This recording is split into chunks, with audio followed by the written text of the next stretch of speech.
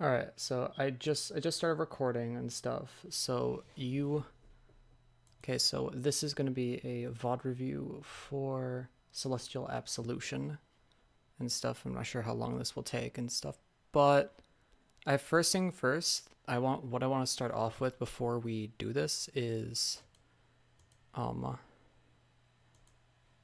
am I able to back to meeting, new share, whiteboard? Yes, I want to do that. Okay. Okay. I kind of want to like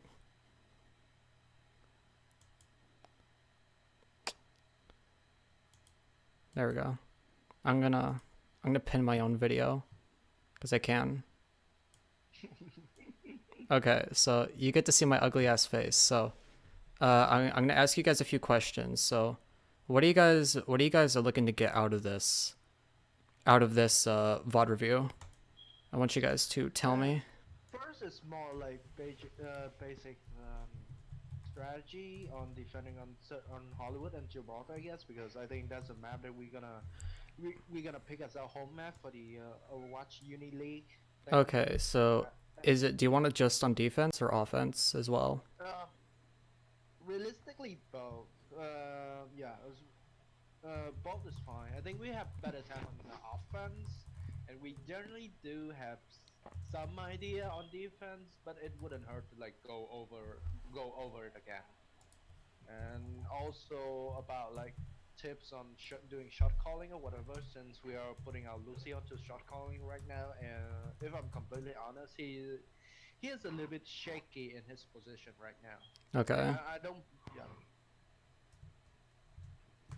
No, it's just it's a new thing for me. I'm still learning how to Yeah. do You it, and right now, I guess I'm kind of what's the term? you're I'm like learning. You're yeah, learning. or You're I'm like you're starting off, inexperienced as well. yeah, and I'm just kind of going not get drop trial by fire, but let's go with that. I'm just like going just jumping in there and Learning on the job. yeah, Okay, basic shot calling on for cracked. yep. Anything else? Anything else you're looking for? hmm What about Anything. what about positioning, target focusing? Yeah, those are also good. Like another one thing I've noticed is that we're good enough that when we actually follow through with like this it's not really something that you can do per se, but we know that when we're follow through with target calls, we generally win because we can kill things. But when that doesn't happen, shit kind of goes down south fast. Okay. Okay, so do you I'm wondering if I should start off with this. I didn't come up with this particular way of explaining shot calling or communication in Overwatch. hmm I'm gonna give this credit to a really, really amazing coach. Like he is the guy who inspired me to do coaching and stuff. He goes by the name of KJP. He was an analyst in CS:GO. He was an analyst for Liquid and TSM. hmm Like he analyzed for Liquid when Liquid went second place in the major. Okay, that match versus Luminosity. XD. XD, yeah. That match, he's like, oh, I have it on DVR. Oh man, like Well, that match is infamous for certain moments. uh Let's the not the forget that uh CS:GO. Cold Zera, and that jumping op shot. Like like the dub. It's like he got like a collateral with the jumping op shot. Like it was something like so freaking like unheard of that I don't even It's know. yeah. Like imagine a McCree in Overwatch somehow managed to land like a quadruple kill within a span of like 5 seconds or so. Okay, Nice. okay. So these are the basic things you guys want to go over during the VOD review today, hmm correct? Okay, Yep. so like I said, I did not come up with this. I'm giving all this credit to my colleague KJP. He's like I said, he's an amazing coach. So in Overwatch, there is a cycle of communication. And that cycle of communication repeats itself over and over and over again. I want you to look at Overwatch as a line. All right? Mhm. As a line. The beginning of this line is a start. The end of the line is the end of the match. And each of these little dashes, actually, what do you think these little dashes are that I'm putting in? I'm gonna go out there and say they're team engagements. Yes, they're engagements. Now, what I'm going to do here is, what do you think this thing is that I just drew up here? The space between engagements. Yeah, so this is, what I'm going to do is, this is the start of the match, Mhm. and this is the end of the first engagement. Yeah.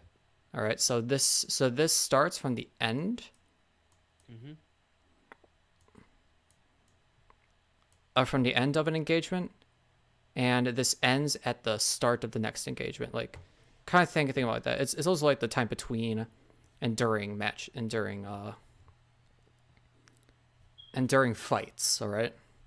Right. I'm recording all this and I'm uploading this to YouTube before I do the actual VOD review. So yeah, I'll be sure to send this to your teammates as well.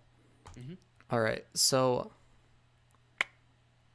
oh yeah, and one more thing with this program that I'm using, I have to reset the video every 40 minutes because I don't have the premium for it. I mean, the premium isn't that much. It's like $15 a month, but I'm a broke professional gamer. What do you think? What the fuck do I do? So, Word. okay, so think of the communication Overwatch as a cycle of 4 things. Mhm. Everything starts off with gathering. Then it goes to planning. Then it goes to execution, and then recap. Now, picture this as, I like this better.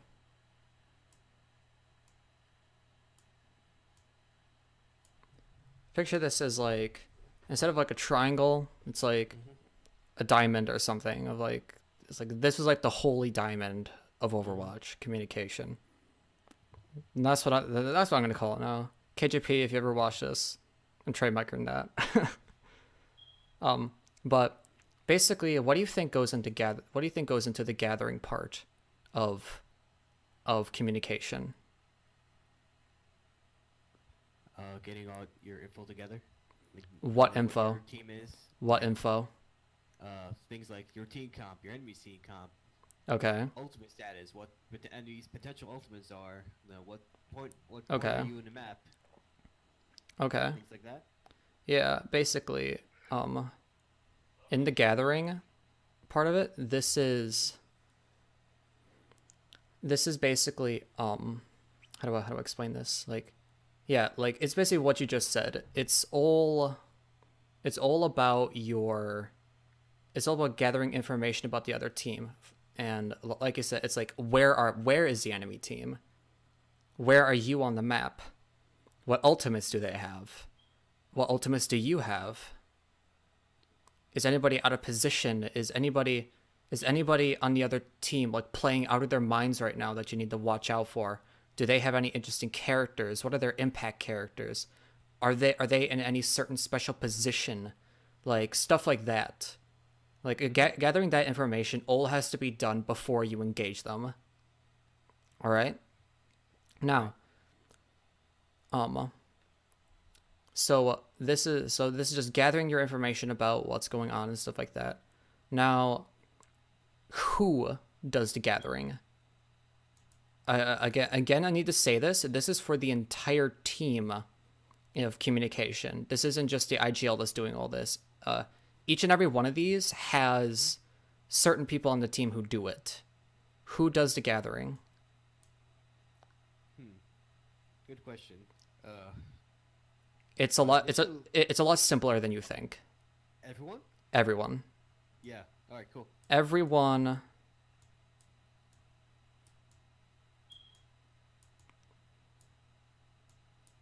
Because I'm lazy. I'm just putting a 1. Okay. Everyone. Everyone does this. If someone doesn't have anything important to say about them, then don't say anything at all. Your entire team is going to be chipping in information that they've figured out or what they think that the other team has. You as an IGL cracked, what you need to do is ask your team, what else do they have? Did anybody during that last engagement deal like a shit ton of damage? Like I just did a VOD review for a team where I noticed that they were on Oasis, and it was like that one point that has like the big platform on top of the point, and they were all standing like a big death ball on that, and the enemy Reinhardt shot a fire strike in there. He went from like 10% charge all the way up to like 60, like in just one fire strike. It was insane. Yeah, he got a lot. Yeah, and he brought the supports down to like half health. The Genji then dashed and killed both of them and killed both the supports immediately. Like it was insane. And stuff like that is like the information that you need to gather about the team. 1 second. All right. So like it's just very simple, just information gathering.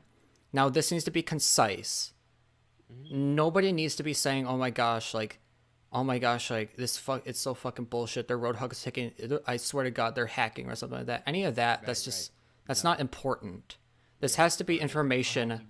Let's see, like Roadhog's getting crazy hooks or something like that. Yeah, Just like get the point where like Roadhog is obviously doing above and beyond the normal Roadhog things. Fucking hell, I can't do this. Arrow, whatever. Good enough, Now, it's an arrow. okay, so this information gathering, why are you doing this information gathering, and who is it for?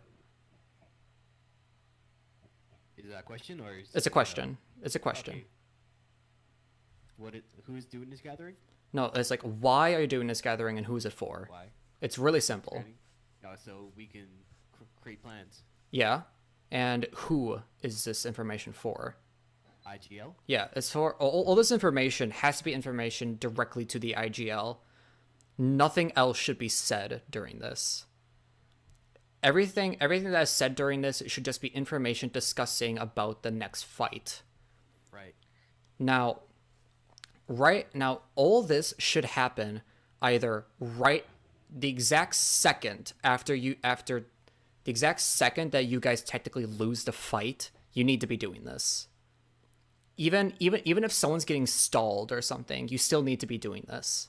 Like, you shouldn't be doing this as you guys are walking up to like the nearest choke point by that team. No, you need to be doing this the very second the last fight ends. Mm-hmm. Now, the gathering and recap. The recap is going to be the last thing I touch on, but the gathering and recap are similar. Like, they're connected and stuff like that. But that's just the basic stuff that goes into gathering. Secondly, the next part is all the IGL. Cracked or any IGLs that I'm sending this lesson to, because I'm recording this lesson because this is actually really important. But any IGL that listens to this this is the part that's for you. What? Oh man. So like, every IGL, this is what they pay you for. This is what you earn your money for. This is what you do. It's planning. Mm-hmm. You as an IGL have to take all the information that you got from the gathering section and say, okay, based on this information, we're gonna do this. Now, did you get my lecture about the who, what, where, when, why of what goes into a plan?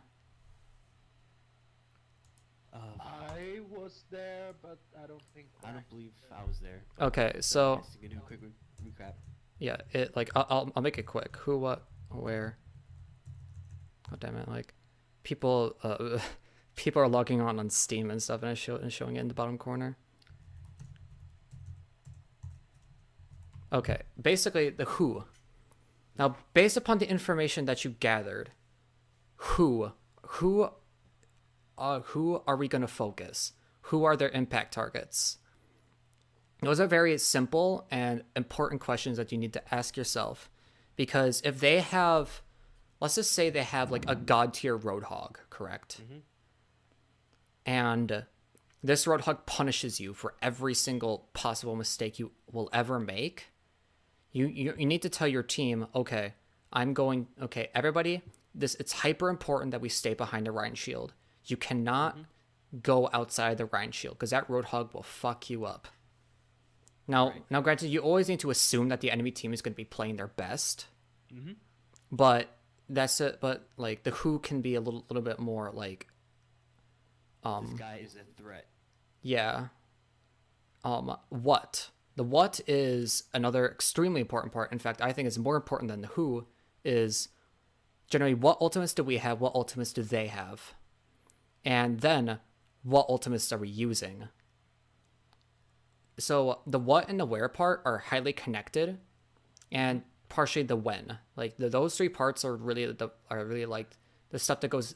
Those three parts are the meat and potatoes of the plan, because the what is basically, okay, we have these ults, they have these ults, let's use these ults. That's just basically what it is.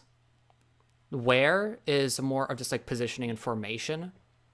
It's just pretty simple. It's like if you're in King's Row first point, you're gonna go up cinema. You're gonna go through the window. You're gonna go up top. You're gonna speed boost to clock tower, and you're gonna fight, and you're gonna engage them on high ground.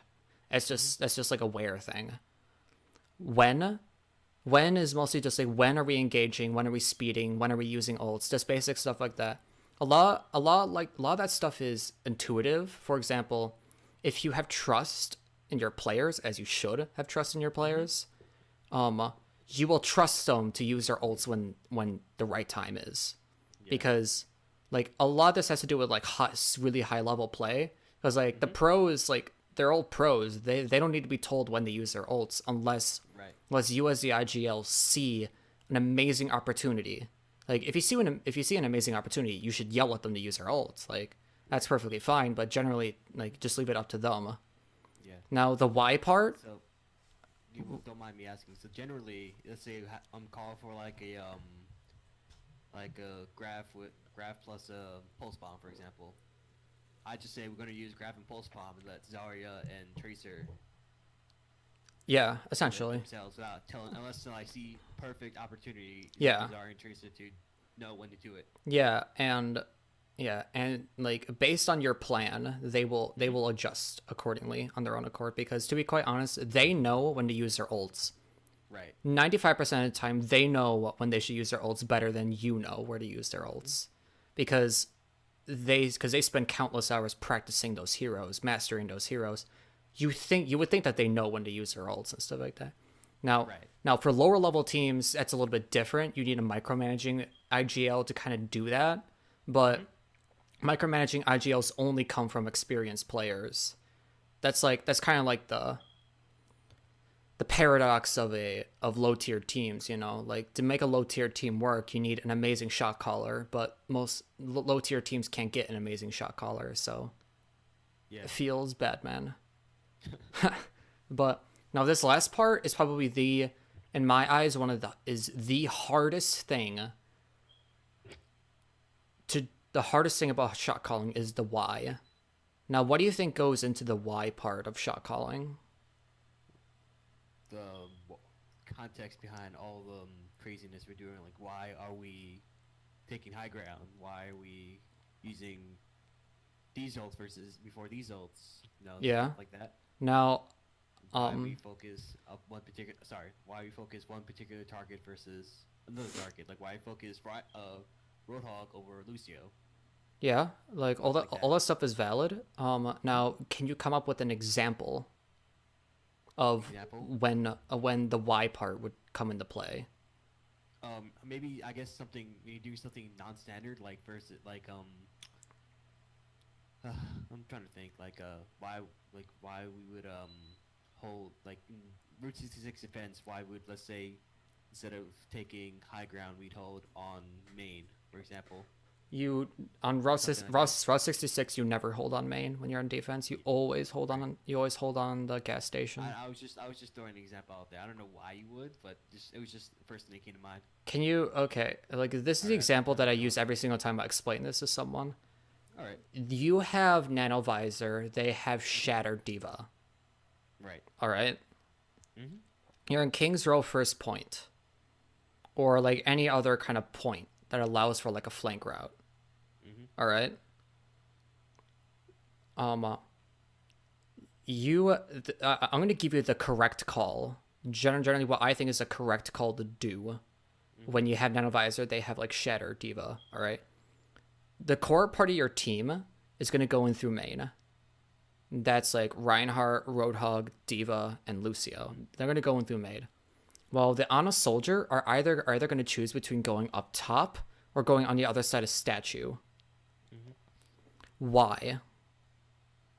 So that our impact play won't get affected by Shatter Diva. Yeah, that's true. Now, which part of the Shatter Diva is a complete counter to Nanovisor? Which The one? Shatter, particularly. Yeah, the Shatter. Mhm. Now, if you're a soldier, right, and you're gonna stay with the team, and as like a death ball, correct? Right. As you usually would play that comp. They have Shatter, and when you use Nanovisor, if he gets an opportunity to shatter and he shatters, he's gonna get every single person on your team, generally. And that just makes the Nanovisor kind of wasted. Now, Exactly. let's just say you go either on a flank route or you go high ground. If you go a high ground, you get into the conundrum of the Diva going as well. The Diva will always contest you, but on high ground, a Diva's contesting is more like direct, if you know what I mean. Right. Like it has more of a direct effect. Mhm.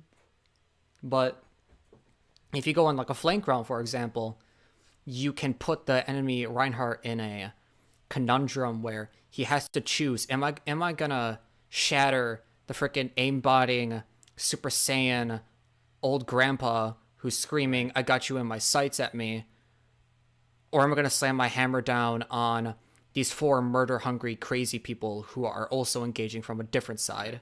You force tough decisions out of them. Yeah, like and the thing is, if he shatters your team, he's gonna get destroyed by the Nanovisor.